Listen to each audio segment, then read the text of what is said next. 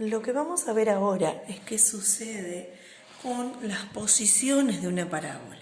Nosotros hasta ahora vimos gráficos donde todas las parábolas cortan al eje X en 2 puntos, pero puede pasar que eso no suceda. Para saber eso lo podemos ver a partir de una fórmula que se llama discriminante, se lo simboliza con la letra delta en el alfabeto griego o como le decimos comúnmente con un triangulito. Y la fórmula es b cuadrado menos 4 por a por c, que coincide con la parte interna de las raíces de la resolvente. ¿Sí? Si ustedes analizan la resolvente, lo que está dentro de la raíz es justamente ese discriminante. Si ese discriminante tiene 3 opciones, que ese discriminante nos dé mayor a 0, que nos dé igual a 0 o que nos dé menor a 0, es decir, un número negativo. Si ese discriminante nos da mayor a 0, la gráfica es una gráfica que corta el eje X en 2 puntos. Con un gráfico así, o puede ser con un gráfico al revés, es decir, con las alas hacia arriba, Ahí tenemos también 2 raíces. Una gráfica con una sola raíz es cuando el discriminante nos da igual a 0. En ese caso, la gráfica puede tener una orientación hacia arriba y tener una sola raíz acá, o puede tener una orientación hacia abajo con una raíz, por ejemplo, así. ¿Sí? A ver, en estos casos tienen una sola raíz, o lo que a veces le decimos raíz doble, ¿sí? Donde coincide sí o sí con el eje X. Ahora, si el discriminante nos da negativo, en ese caso, ese discriminante negativo nos dice que no va a tener raíces. Entonces las gráficas pueden ser con orientación hacia arriba, por ejemplo acá, o con orientación hacia abajo, por ejemplo acá. ¿Sí? Ese gráfico, esas raíces, perdón, en ese gráfico no tienen raíces. Ustedes ahí tienen en los ejemplos del apunte 3 funciones donde pasan estas situaciones. En este caso el discriminante, si nosotros lo calculamos, el discriminante es b cuadrado menos 4 por a por c, b al cuadrado va a ser 2 al cuadrado menos 4 por a, que es 1, por c, que es menos 3. Si nosotros analizamos, en ese caso nos da 16. Este número 16 es mayor a 0. Esto quiere decir que este gráfico va a tener 2 raíces, puede ser hacia abajo o hacia arriba, eso va a depender siempre del coeficiente, en este caso va a ser hacia arriba las ramas, va a ser un gráfico así, y va a tener 2 raíces, ¿sí? Eso nos determina el discriminante.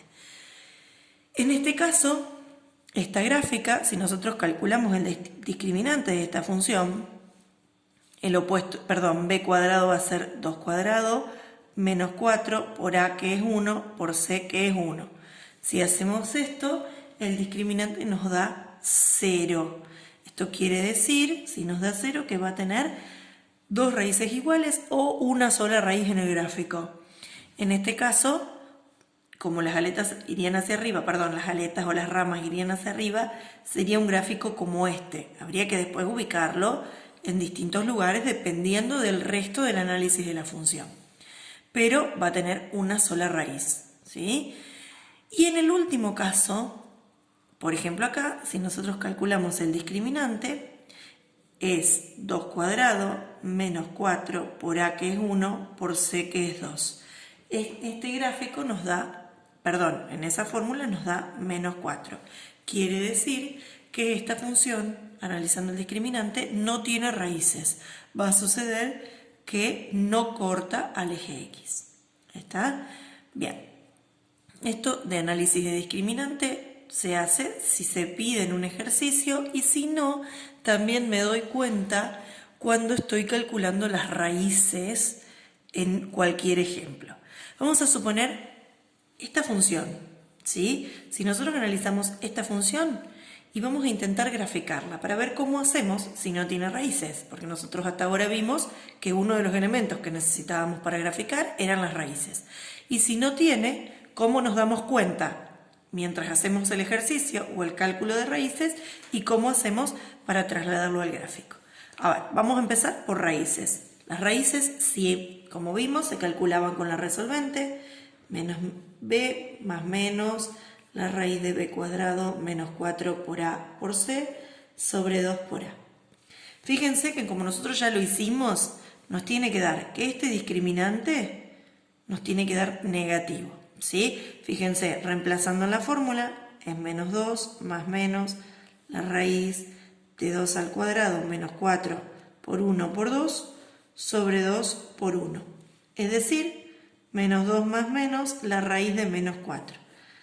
De acá, si nosotros hacemos cualquier ejercicio sin saber qué nos va a pasar, este dato, como es negativo y una raíz de un número negativo no se puede resolver en el conjunto de los reales, deberíamos pasar a los complejos, pero dentro de función cuadrática trabajamos con el conjunto de los reales, entonces en este caso nos determina que la gráfica no tiene raíces o no tiene intersección con el eje X. ¿Se entiende? No va a cortar al eje X. Bien, esa es la primera parte, es decir, el cálculo de raíces. Vamos con el vértice. Para calcular el vértice había que encontrar dos partes. La parte X del vértice, que se hacía con la fórmula menos b sobre 2 por a. El opuesto de b en nuestra fórmula es menos 2. 2 por a es 2 por 1. Acá me queda menos 2 sobre 2 igual a menos 1. Ahí tenemos la parte X del vértice. Ahora tenemos que calcular la parte Y del vértice, que se hacía reemplazando en la función el valor que obtenemos en X. Es decir, vamos a poner menos 1 al cuadrado más 2 por menos 1 más 2. En ese caso, el vértice nos da 1 positivo. Perdón, la parte Y del vértice nos da 1 positivo. Es decir, si nosotros tenemos que pasarlo como punto, el vértice va a ser el punto menos 1, 1. ¿Sí? La ordenada del origen era el valor de C, que en nuestro caso el valor de C en la fórmula es 2. Es decir, que el punto de ordenada del origen va a ser el punto 0, 2. Y el eje de simetría, que en este caso es muy importante, siempre era el XB, es decir, la parte B del vértice, que nosotros la calculamos y nos daba menos 1.